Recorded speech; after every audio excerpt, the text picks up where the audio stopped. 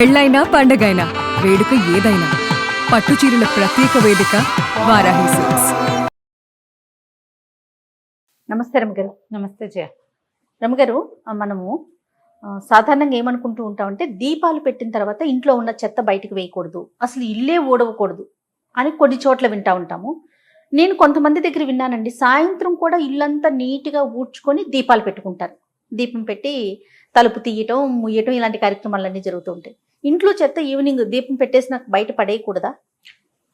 ఇవేంటంటే జనరల్గా ఎలా ఉంటాయంటే జయ, ఏ విషయమైనా ఒక అందుకు మొదలు పెడతారు, ఒక పాయింట్ మీద ఇది స్టార్ట్ అవుతుంది, అలా ప్రచారం అవుతుంది.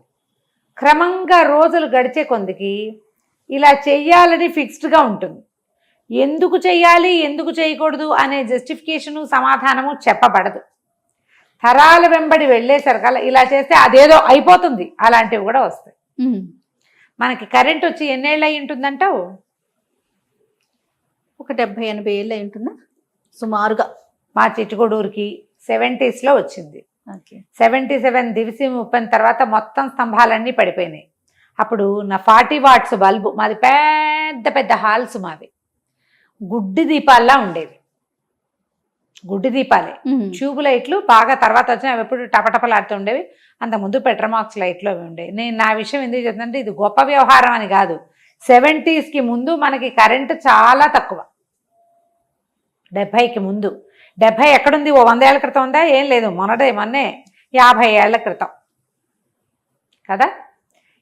ఇప్పుడు మనం పాటించే చాలా ఆచారాలు పద్ధతులు నిన్న మొన్న ఏర్పడిన సోషల్ మీడియా ప్రచారం వల్ల వచ్చినవే కాదు. లోక సహజంగా పెద్దవాళ్ళందరూ చెప్తే చేసేవి మనం. అంతకుముందు మనకి ఏముండేవి? దీపాలు ఏదో ఆముదం దీపాలు. కిరోసిన్ వచ్చి 100-150 సంవత్సరాలు అయింది. కిరసనాయిలు 100 ఏళ్ళ పైన అయింది. కిరోసిన్ పోసిన చిన్న చిన్న దీపాలే. గుడ్డి దీపం ఉండేది, కోడిగుడ్డు దీపం, లస్టర్స్ ఉండేవి, ఇంతంత లాంతర్లు ఉండేవి, పెట్రోమాక్స్ లైట్లు ఉండేవి. ఇళ్లలో చిన్న దీపం వెలిగించుకుని పెందరాళి అన్నాలు తిని చిన్న దీపపు వెలుగులోనే చేసేవాళ్ళు. సాయంకాలం అనగానే 6 దాటిపోవాలా, సూర్యాస్తమయం అయ్యాక దీపం వెలిగించేవాళ్ళు. ఈ దీపం వెలిగించుకున్నాక దుమ్ము రేగొట్టి ఇల్లు ఉడిచామనుకో, ఆ దుమ్ము ఎట్టిపోయిందో నీకు కనపడుతుంది?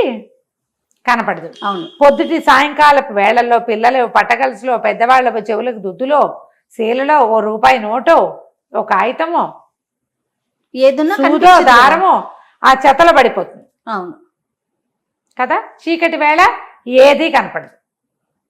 అందుకని చీకటి వేళ ఊడ్చద్దు. క్రమంగా అది విధి చెబోచకూడదు అన్నమాట. నిషేధంగా ఊడిస్తే కొంప మునిగిపోతుంది అని పుట్టించారు. మనమే పుట్టించుకుంటాం జయ. మొదటి వాళ్ళు అలా చేయలా. రాత్రి వేళ ఈ పనులు చెయ్యొద్దు అని చెప్పేవారు. దాన్ని మనం అసలు ఖచ్చితంగా ఫాలో అవ్వాలని క్రియేట్ చేసేసుకుంటాం. సాయంత్రం అయ్యేసరికి దీపాలు పెట్టుకోవాలి, దీపం పెట్టుకోవాలి.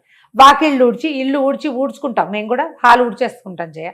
నేను ఇంట్లో సాయంత్రం పూట ఊడుస్తాను. సూర్యాస్తమయం లోపే ఒకసారి ఇట్లా అసలు సంధి వాకిళ్ళు చిమ్ముకోవటం అనేది ఒక పద్ధతి. నువ్వు అడుగు సాయంకాలాలు వాకిళ్ళు చిమ్ముతారు లేదో వాళ్ళ ఊళ్ళో? చిమ్మరు, కొన్ని ఊళ్ళలో చిమ్మరు. చిమ్మి చక్క ముగ్గు పెట్టుకుంటారు అమ్మగారు. వాకిలు చిమ్మి సందె ముగ్గు అనేది. వాకిలు చిమ్మటం, దొడ్డి వాకిలి, వీధి వాకిలి తుడుచుకొని. మా కజిన్ హైదరాబాద్లో ఉండే మా కజిన్ కూడా అలాగే చేస్తుంది. సాయంత్రం అయ్యేసరికల్లా వాకిలు తుడిచి ముగ్గేసుకుంటుంది. ఊళ్ళల్లో అలవాటు, మా ఊళ్ళల్లో ఉంది సందె వాకిళ్ళు చిమ్మటం అని. సాయంకాలం ఒక చీపురు వేసుకోవటం మా ఇంట్లో చిట్టుగూడూరులోనూ అలవాటు ఉంది, నాకు ఇప్పటికీ అలవాటు ఉంది. హాలు అండ్ దేవుడు గదేవి ఊడ్చేసుకుంటాను నేను. ఉంటే నేను ఇంట్లో ఉంటే తుడిచేసుకున్నాక అప్పుడు దీపం పెట్టుకుంటాం. అప్పుడు కాళ్ళు చేతులు మొహం కడుక్కోవడం, ఓ చెంబు నీళ్ళు పోసుకోవటము, అప్పుడు దీపం పెట్టుకోవటము, ఓ ధూపం వేసుకోవటము, హాల్లో వాకిట్లో లైట్లు వేయటము. సాయంత్రం పూట దీపం పెడతారా రమ్మగారు మీరు? ఇంట్లో ఉంటే. ఇంట్లో లేకపోయినా నేను 7 గంటలకైనా 8 గంటలకు వెళ్ళిపోతాను. ఎప్పుడు వెళ్తే అప్పుడు 7-8 లోపల వెళ్తే పెట్టేసుకుంటుంది. మరి 9-9:30 అయితే పెట్టను. కానీ సాయంకాలం 7-8-7:30 అంతే. 8 దాటితే చెయ్యను. అప్పటికి భోజనాల వేళ కూడా అయిపోతుంది. ఏదో రాత్రి ఎక్కిపోయిన ఫీలింగ్ వస్తుంది, అదే పెట్టుకుంటాను. చాలా మందికి అలవాటు ఉంటుంది. ఇప్పుడు ఇది దీపాలు పెట్టేశాక ఇల్లు ఉడ్చుకుంటే బాగుండదు. అందుకని లైట్లన్నీ వేశాక ఇల్లు ఉడ్చుకోవద్దు, ఇల్లు వాకిలు ఉడ్చేసుకోండి, వెలుగుండగానే వాకిలు ఉడ్చుకోండి అంటారు. ఇప్పుడు కూడా బాగానే ఉంటుంది. ఇప్పుడు ఏంటంటే ఫుల్గా లైట్లు అన్నీ వేసుకుంటాము, దుమ్ములు అన్నీ మనకు క్లియర్గానే కనపడతాయి. చేసుకోవచ్చు. దానివల్ల కొంప మునిగిపోతుందని అనుకో, శుభ్రంగా లేదనుకో ఏం చేస్తాము? తప్పదు కదా. తప్పదు కదా. నేనేం చేస్తానంటే చీపురు ముట్టుకోకూడదు అని మా అక్కయ్య సిద్ధాంతం. రాత్రి చీకటి పడ్డాక చీపురు ముట్టుకోకూడదు. దాన్ని నేను సాటిస్ఫై చేయడానికి నా దగ్గర ఒక ప్లాన్. చెప్పండి రమ్మగారు. ఒక చిన్న ఇప్పుడు ఇవాళ కర్రలు వచ్చి ఒక చిన్న ఫ్లాట్ గా వస్తుంది, అవునవును. క్లాత్ ఇట్లా తుడుచుకోవచ్చు. నేను వంటిల్లు హాలు చెత్తగా ఉన్నాయి, నేను చేయలేదు, 8 అయిపోయింది, దీపం పెట్టడం ఇప్పుడు అని అనుకున్నాను అనుకో, బయటకు వెళ్ళాక ఒకసారి హాలు కిచెన్ ఆ గుడ్డదాంతో లాగేస్తాను చెత్త పక్కకి, ఇల్లు క్లీన్ గా ఉంటుంది. చీపురు తీయను, చీపురు పట్టుకోరు. చీపురు పట్టుకోకూడదు అంటే ఏం లేదు, అదొక బ్రెయిన్ లో ఫిక్స్ అయిపోయి ఉందా. అంతే అంతే. అవసరం అయింది, 10 మంది అయ్యాం భోజనాలకి, ఇల్లు ఉంచుకోవాల్సిందే. ఖచ్చితంగా కదా. ఇప్పుడు పిల్లలు లేరు కాబట్టి సరిపోతుంది, పెద్ద పిల్లలు అయిపోయారు కాబట్టి. ఇప్పుడు చిన్న పిల్లలు ఉన్నారనుకోండి, మొత్తం చించి అంతా పోసారనుకో తప్పకుండా ఊడ్చుకోవాలి కదా. దానివల్ల ఏదో అయిపోతుంది అనుకోద్దమ్మా. ఇలాంటి దానివల్ల లక్ష్మీదేవి ఉండదు, ఇలాంటి తంబుల మీదకి వెళ్ళబోకండి. మీ అవసరం ప్రధానమైంది, మన పద్ధతి మన ఇంట్లో ఉంది. అత్తగారు వద్దంటున్నారు అనుకోండి, మానేయండి, ఒక దెబ్బతో పోతుంది. అత్తగారికి ఇష్టం లేదు, ఆవిడ అదేదో 100 రూపాయలు ఎందుకు పోయినాయంటే నిన్న నువ్వు ఇల్లు ఉడిచావు కాబట్టి అంటుందేమో, అప్పుడు మానేయండి. అత్తగలేని కోడలు ఉత్తమరాలు నాలాగా చక్కగా ఊడ్చేసుకోండి, పర్వాలేదు, భయపడద్దు. ప్రధానమైనది ఏంటంటే మనం చేయకూడని పనులన్నీ కూడా మన లివింగ్కి ఇబ్బంది లేకుండా ఉండటానికి ఏర్పరిచినవి. అవి మనం విధి నిషేధాలుగా భావించి చేయాల్సిందే, లేకపోతే కుదరదు, చేయకూడదు, చేస్తే కొంపనిపోతుంది, ఇలాంటి విపరీత భావాల్లోకి వెళ్ళద్దు. ఓకే, సరే. ఊడ్చటం విషయం అయితే ఓకే రమ్మగారు. చెత్త విషయం ఏం చేయాలి? చెత్త విషయం కూడా ఇప్పుడు నీకు అంతా క్లియర్ గా కనపడితే సరే. కాదండి, చెత్త బయటికి వేయకూడదా? వెయ్యరు సాధారణంగా. ఇప్పుడు చెత్త బయటకంటే ఎక్కడ వేస్తావో చెప్పు. డస్ట్బిన్ తీసి మనం గుమ్మం బయట పెడతాం. గుమ్మం బయట పెడితే ఏదైనా కుక్కో పిల్లో ఎలకో పడేదా? మరి కాదు రమ్మగారు, ఇప్పుడు అపార్ట్మెంట్స్ లో మనం ఈవినింగ్ చెత్త తీసి బయట పెడితేనే వాచ్మెన్ వచ్చి తీసుకెళ్తాడు కదా. ఎర్లీ మార్నింగ్ పెడతాం. మరి మాకేమో ఈవినింగ్ ఏం చేయమంటారు చెప్పండి? పెట్టేయండి, ఏం పర్వాలేదు,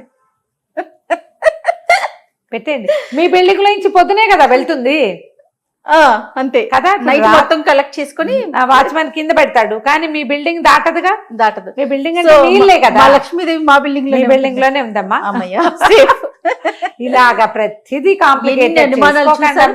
చూసారా, ఇప్పుడు మీకు నాకే ఎంత డిఫరెన్స్ ఉందో చూడండి రమ్మ. మీకు మార్నింగ్ తీసుకెళ్తారు, మాకు మరి ఈవినింగ్ తీసుకెళ్తారు. ఏం చేయాలి? అలాంటప్పుడు చెత్తని ఇంట్లో పెట్టుకోలేం కదా. అవును, పొద్దునే పంపించేసారు, సాయంత్రమే పంపించేసారు, ఏం పర్వాలేదు, మీ బిల్డింగ్ దాటదు కదా, కాబట్టి అలా అనుకోని అంతే, ఏం పర్వాలేదమ్మా. ప్రధానమైనది ఇల్లు శుభ్రంగా ఉండటం, మీ మనసుకి భయం లేకుండా ఉండడమే ఇంపార్టెంట్. లైఫ్ మనకి అసలే చాలా కాంప్లికేషన్స్ వచ్చినాయి, మనకి వాటిని ఏం చేయలేకపోతున్నాం. సమాధానం లేని ప్రశ్నలు మన జీవితానికి ఎన్నో. ఇలాంటివి పాత పద్ధతుల్ని కొత్త వాటిని మేళవింపు చేసుకుని అలా చేస్తే అదైపోతున్నామో, ఇలా చేస్తే కొంపనిపోతున్నామో, ఏం భయపడకండి. అలా ఏం అవ్వదు. మీరు స్థిమితంగా ధైర్యంగా భగవంతుడి పట్ల విశ్వాసంతో ప్రపంచం పట్ల ప్రేమతోటి ఉన్నంత కాలం ఏమీ అవ్వదు, అన్ని బాగానే ఉంటుంది. మానసిక ప్రశాంతతతో ఉన్న ఇంకా అసలు దాంతో ఉన్నంత కాలం ఏది అవసరం లేదేమో. లక్ష్మీదేవి ఎక్కడికి వెళ్ళదు, మన ఊళ్ళోనే ఉండదు, ఎక్కడికి వెళ్తే ఏం పర్వాలేదు. రైట్. థ్యాంక్ యూ రామ్ గారు. నమస్తే.